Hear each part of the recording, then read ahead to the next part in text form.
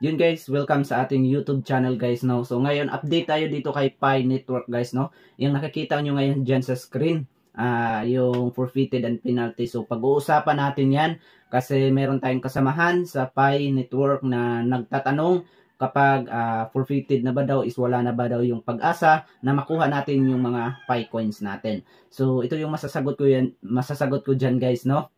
By the way guys, kung bago ka pa lang sa ating YouTube channel, nag-update po tayo dito about kay Pi Network. At kung gusto mo lagi kang updated, huwag kalimutang mag-subscribe at i-on ang notification bell para lagi kang updated pag meron tayong panibagong update dito kay Pi Network. So yun guys, once forfeited na yan guys, hindi na po yan mababawi, no? Hindi na natin yan makukuha. Yung depende sa value na forfeit yung ni Pi Core Team guys, no? So, once ma-forfeit na yan guys, once forfeited na yan, madi-disappear na po yan. So, sayang po yan guys, no?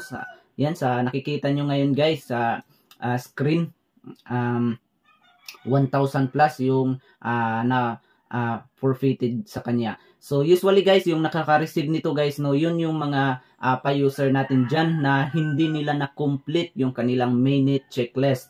So, once kasi hindi nyo na-complete yan at umabot na ng deadline, so yan yung mangyayari. So, usually na makaka-receive niyan, yung mga hindi na-complete yung minute checklist, guys. So, yun, sayang guys, sayang. Kasi may value na ngayon si Pi, malaki na yung value niya, nasa 90 plus yata. 90 plus yung per Pi ngayon. So, i-multiply mo sa ganyan kalaki na, na forfeited sa kanya, is yung nawawala sa kanya is almost hindi, nasa 90k plus, no? So sayang guys, pira na sana yon, naging bato pa, no?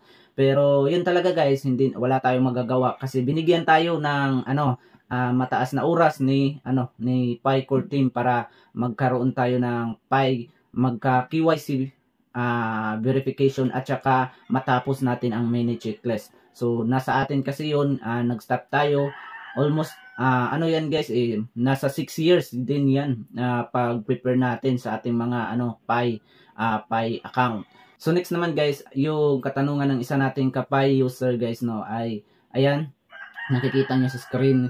For example guys, no, meron tayong dalawang na-invite guys, tapos yung invites natin ay isa lang yung nakapag KYC, tapos yung isa is hindi niya na-complete yung kanyang hindi niya na-complete ang kanyang minute checklist. So, ibig sabihin yan guys, sa ating na-invites is meron pa rin tayong makukuhang portion doon sa unverified balance. So, hindi nga lang lahat, pero at least meron pa rin tayong makukuha. Kasi nga, yung isa nating na-invite is naka-KYC siya, na-complete niya yung minute checklist. Pero magdepende pa rin yan guys, magdepende pa rin yan kung gaano ka-active yung inyong invites na nakapag-KYC na. For example, active siya palagi, araw-araw siyang nagmimina. So, possible guys na malaki yung makukuha natin sa unverified balance na makikita natin sa ating Pi app. So, once guys, hindi active yung inyong na-invite na nakapag-KYC na, na-complete na ang mini checklist, kunti lang din yung makukuha natin. Pero at least meron.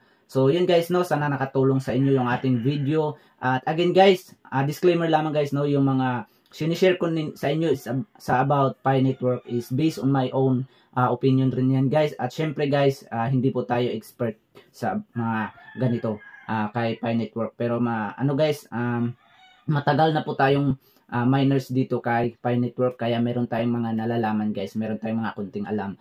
So kung meron pa kayong mga katanungan guys, mag-comment lang kayo sa ating comment section. At huwag niyong kalimutan mag-subscribe guys, no, para updated ka pag meron tayong panibagong update, panibagong video about kay Pi Network. So mag-subscribe lang kayo guys at i-on na rin ang notification bell. Thank you and God bless us all.